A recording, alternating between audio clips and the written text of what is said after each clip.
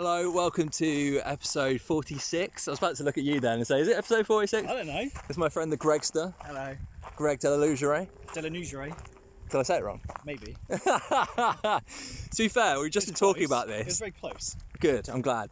We've just been talking about the fact that I've not been sleeping very well at all, and that post-traumatic brain injury, my talking skills really go out the window. So me getting your name wrong immediately was quite a good opportunity to make that clear, Greg. But it is a difficult name. It's a very long name. So yeah, it's a classy name. Most people can't even... People I work with don't even attempt to say it, actually. Do they not? No. What do they say? Just say Greg. Hopefully they didn't watch this video. No, probably not. No. Yeah, okay, so we're in the New Forest, which is not too far from Southampton, where I'm from.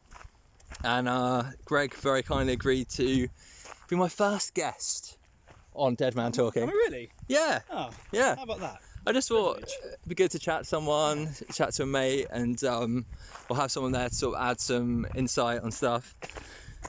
So this episode, I'm going to try and get to the point as much as I can, but I'm aware that even just strolling really slowly, I'm kind of on the verge of being out of breath. But and you might fall over because I am looking down sporadically. Uneven ground. And it's not just bumpy ground. We just passed a load of cows that were interrupting me when we did a little test run. Yeah.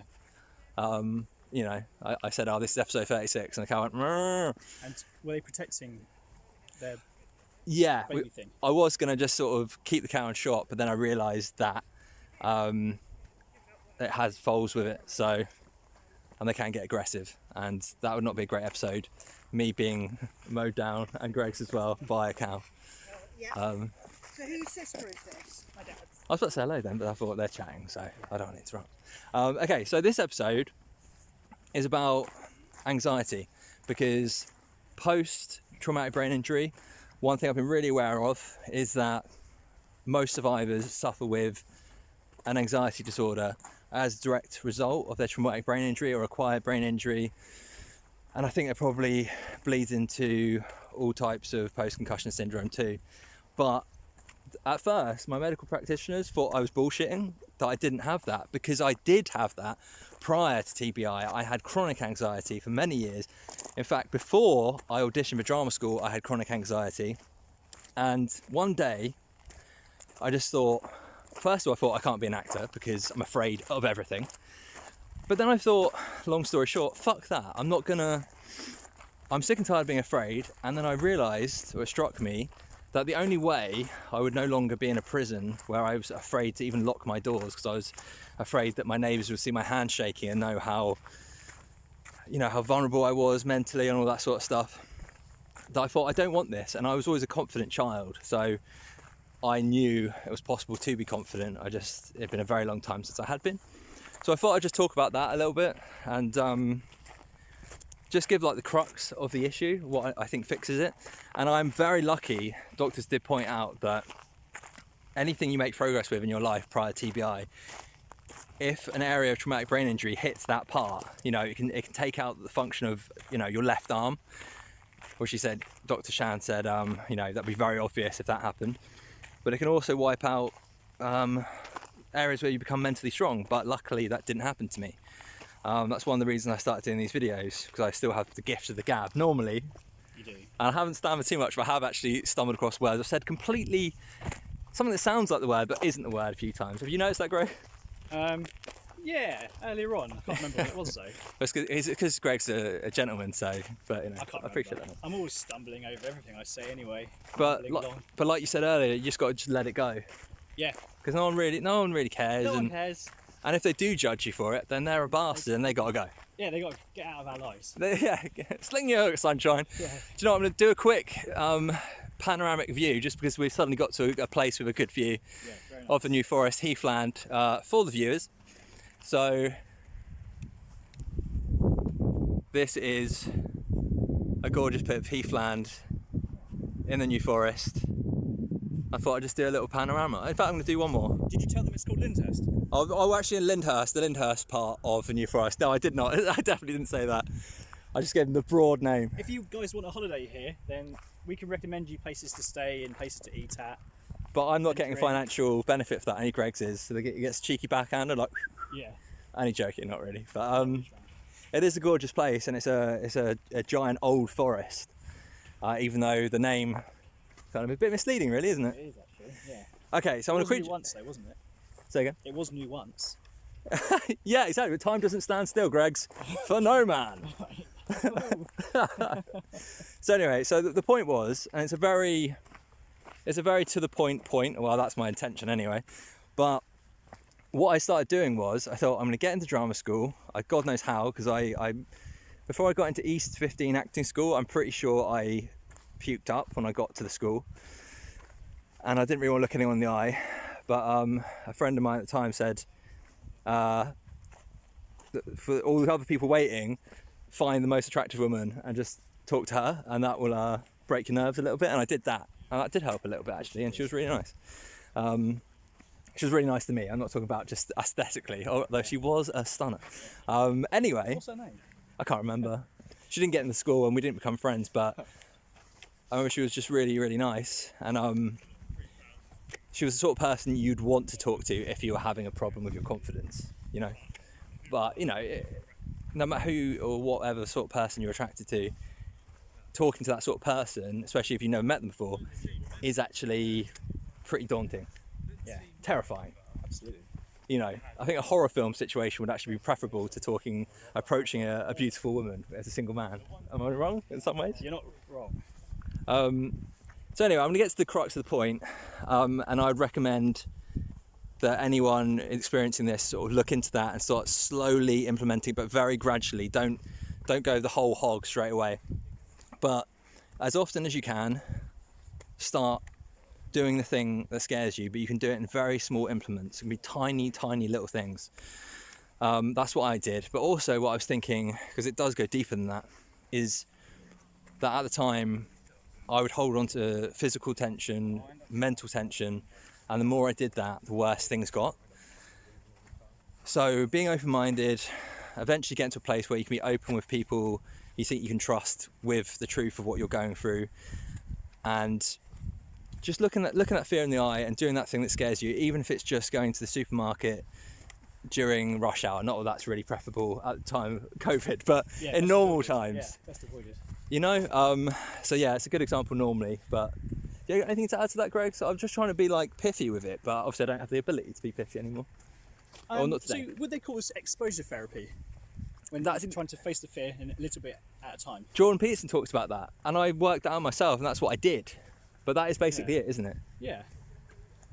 So what would be a small step then for someone suffering with anxiety? Well, it depends, because just like traumatic brain injury, all forms of anxiety and chronic anxiety are completely unique. So, for instance, agoraphobia. Someone who's agoraphobic would represent a monumental challenge to someone with agoraphobia. But because you and me don't have that, Yeah. it's easy. It's not even a challenge. It's easy. It's beautiful. It's enjoyable, in fact. Yeah. But it's preferential for me to be outside rather than inside, I think. well, yeah, of course, they have people who have the opposite. If they feel claustrophobic, I used to get claustrophobic as a kid. I once had one of my earliest panic attacks in a sort of assault course tunnel where a kid got in front of me and one behind, and I thought I'd just be stuck there forever, and I couldn't move my arms, and it was horrendous. But suffering is relative. When it comes to phobias and that sort of thing, nothing could be more true than it being unique and very much an idiosyncratic thing, something that is unique to you. So for instance, one of my many phobias at the time was talking in public. A bit difficult, a bit of a tricky one for someone who wants to be an actor. You got that right. But I had to face it, and it was like hell. But the more I let go of the physical tension and the more I just sort of owned it, and I was slowly but surely over a few years honest about it, the easier it got. But a lot of the time, in the early days, it was just gritting my teeth and bearing it, I guess. So yeah, really this was just to say, I guess I haven't touched on the most important thing, that I did a little bit, that eventually the doctors basically said, oh yeah, you overcame chronic anxiety, and by luck none of your 3 areas of traumatic brain injury affected or took that out like it could if it affected the area that controlled your left arm or right arm, like I said before. So I have insight on that, and you know, I'm not an expert, but I have lived it and I have found it completely works. It did take me about a decade or so, or slightly more, to fully overcome my anxiety. Not that it ever fully goes away, but if I'm afraid of something or I feel a little bit of touch of fear, I just do it. So for instance, it might be if we needed to talk to a stranger along this path, for a split second I still get that old ghostly feeling, but then I just do it. I just go and talk to them, and then it's always fine. It's always a piece of cake and it's not awkward, but I do have that little tinge of like that I used to have that's never completely gone away. And after it's done as well, you feel fantastic because you did it. Yeah, because you looked fear in the eye. Yeah, it feels fantastic. Because that's what courage is. Courage is not doing stuff that's easy, that's like standing in front of 100,000 people and talking, or because if something's not scary to you, there's no courage required, and there's nothing to commend you for. Yeah. So your own fears, if you look those in the eye and you do the thing anyway, despite your fear, that is real courage, and you can't be brave otherwise. So I would just recommend implementing, just pushing that boundary a little bit every day, and then once you start to feel progress, go a little bit further.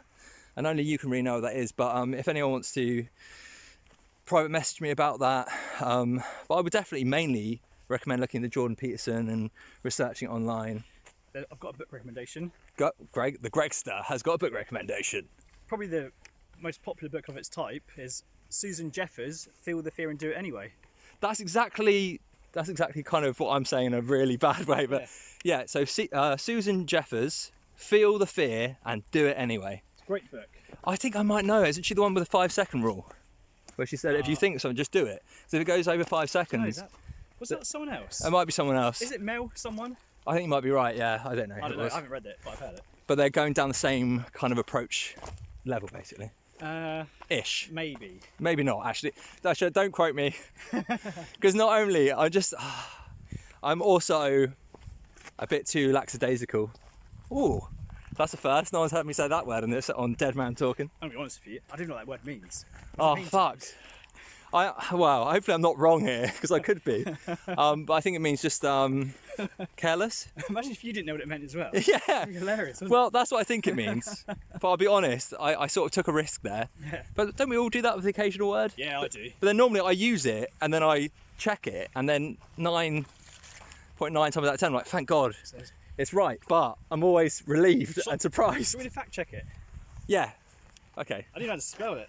So this is where we put a cut in between however long it takes you and then just straight to it. Nah. Because that'd be me like practicing my cutting ability. How do you spell Right, let's do another checking out the view. And I'm not just saying Greg's fine ass.